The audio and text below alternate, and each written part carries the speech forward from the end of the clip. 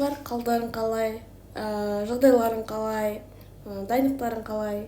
Сіздермен мен әдеттегі Еркежан апайларың. Бүгін біз сендермен омыртқалы және омыртқасыздар атты жануарлар тақырыбын талдайтын боламыз. Қандай бұның ішінде біз не білеміз? Яғни омыртқалылар және омыртқасыз жануарлардың біз белгілерін ажырата білеміз.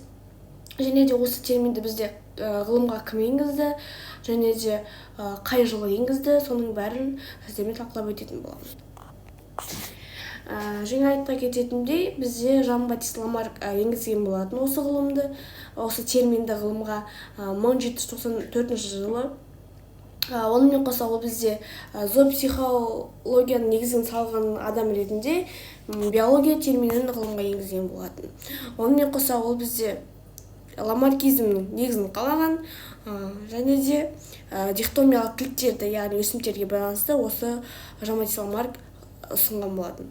Сіздерге бір нәрсе айта кетейін, яғни Жан-Батист Ламарк бізде көбінесе зоология бағытына, яғни жануарлар бағытына зерттеген ғалым болса, ал Карл Линней бізде керісінше ботаника, яғни өсімдіктерді зерттеген болатын.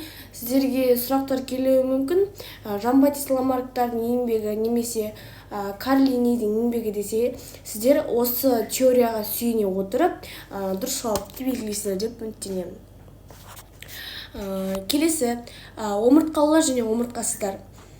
Сіздерде омыртқалылар мен омыртқасыздардың өзіне тән ерекшелігі немесе белгілері болады. Омыртқалыларда бізде омыртқа жотасы, яғни арқа сүйегі бар. Негізгі белгілеріне келетін болсақ, сүйек шеміршегі, ішкі қаңқасы бар, ми мен жұлын оларда бізде жақсы дамыған, қан айналым жүйесі күрделі, және де денесі ірілеу болып келеді омыртқасыздарға қарағанда. Олардың топтарына біз негізінен сүтқоректілерді, құстарды, жорғалаушыларды, құсмекенділерді және де балықтарды жатқыза аламыз. Келесі омыртқасыздарға келетін болсақ, омыртқа жотасы жоқ жануарларды айтамыз. Яғни оларда біз немесе қаңқа, белгілі бір сүйек болмайды. Негізгі белгілері көбінде сыртқы қаңқа немесе жұмсақ дене болады. Яғни оларда қаңқаның орнына жұмсақ дене қалыптасқан.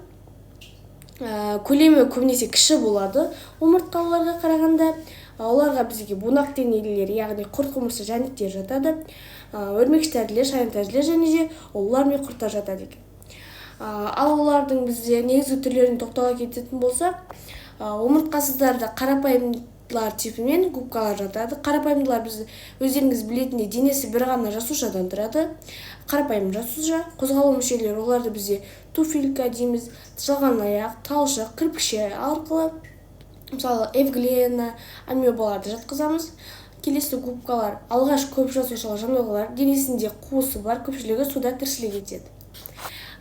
Бұл бізде омыртқасыздардың бағана айтылмай кеткен түрлері. Келесі омыртқалылар. Омыртқалыларға бағана айтылған, олардың негізінен сипаттамаларына, яғни белгілеріне тоқталатын болсақ, құсмекенділер бізде терісі ылғалды болып келеді, жұмыртқаларын суға салады, суда және де құрлықта тіршілік етеді. Сол сияқты балықтарға ұқсас суда тіршілік етеді, уылдырығын, яғни суға салады, желбезекпен тыныс алады, денесі қабыршақпен қапталған болып келеді.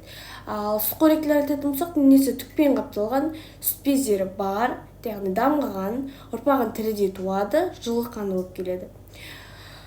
Сіздерге осы омыртқалылар мен омыртқасыздар тақырыбын оңай түсіндіре кететін болсам, омыртқалылар бағана айтқандай бізде ми мен жұлыны жақсы дамыған, ішкі қаңқа сүйегі бар, көлемі жағынан үлкенірек болып келеді. Мысалы біз бағанағы омыртқасыздардың типінде қарапайымдылар мен губкаларды қатты көре бермейміз ғой, оларды тек біз микроскоппен көреміз.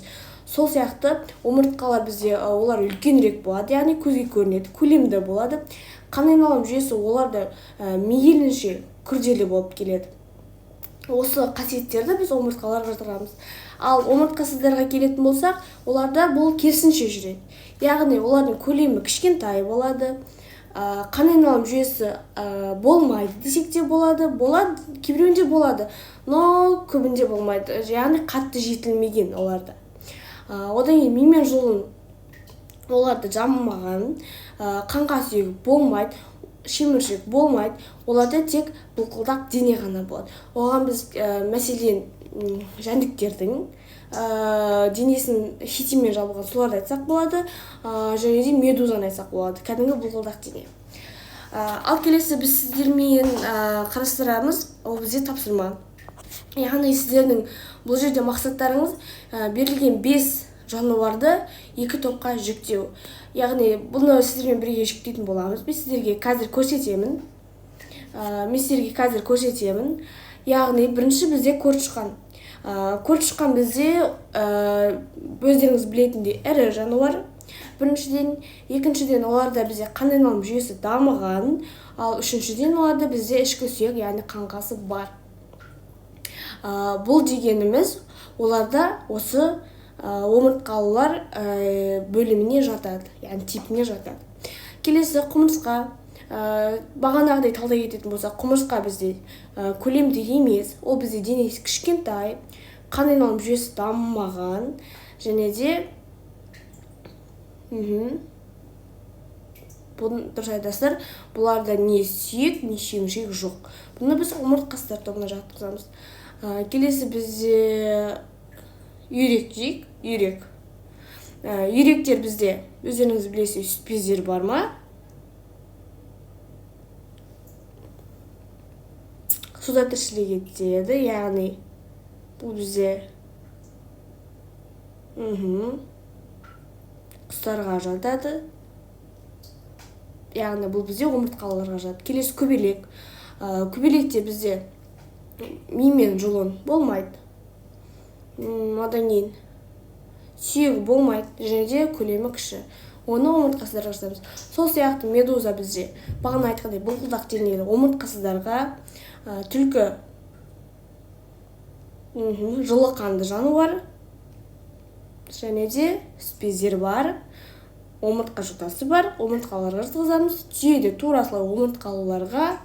Келесі зебра. Дұрыс айтасыздар, омыртқалыларға жатады. Құрт пен шыбын омыртқасыздар. Сіздерге осы құрттың ішінде жалпақ, жұмыр, болтық деген көптеген құрттардың түрі кездеседі. Соған қарамастан осы құрттардың барлық түрі бізде омыртқасыздарға жатады екен. Сіздермен осы тақырыптарды жақсы талдадық деген ойдамын. Түсіндіңіздер деп ойлаймын. Түсінбеген жерлеріңіз болса, кері байланысқа шықсаңыздар болады. Ал сіздерге келесі сабаққа біз үй тапсырмасын беретін болсам, сіздерге омыртқалы және омыртқасыздар деп кесте саласыздар. Тура осындай дәптерлеріңізге саласыздар кестені. Және де қаңқа түрі омыртқалыларды бар. Құстымсық дейміз ғой, птичка қоясыздар, омыртқасыздар жоқ, минус қоясыздар. Келесі жүйке жүйесі омыртқаларда дамыған ба, дамымаған ба? Қан айналым жүйесі омыртқасыздарда дамыған ба, или омыртқаларда дамыған ба? Сол сияқты тіршілік ортасы қай жерде омыртқалылар? Солай, яғни не суда тіршілік етеді, немесе керісінше құрлықта тіршілік етеді деп осы кестені толтырасыздар. Онымен қоса сіздерге мысалдар, яғни өздеріңіз білетін жануарлы, жәндік, солардың бәрін осы омыртқалы және омыртқасыздар атты 2 кестеге бөліп жатқызасыздар. Сіздерге кем дегенде өздеріңіз түсіну үшін 20 жануарларды жазуыңызға 20 жануарды жазуларыңызға міндеттеймін.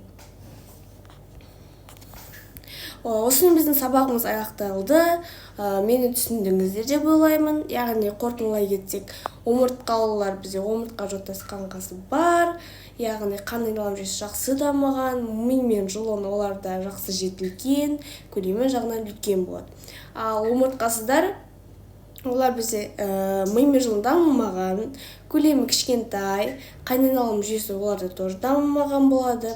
Оларда шеміршек немесе сүйек, омыртқа жотасы болмайды, арқа сүйегі дейміз. Осылай бізде омыртқалылар және омыртқасыздар типін 2-ге бөліп нақты принциптер бойынша ажырата алады екенбіз. Осымен қош сау болыңыздар, келесі кездескенше.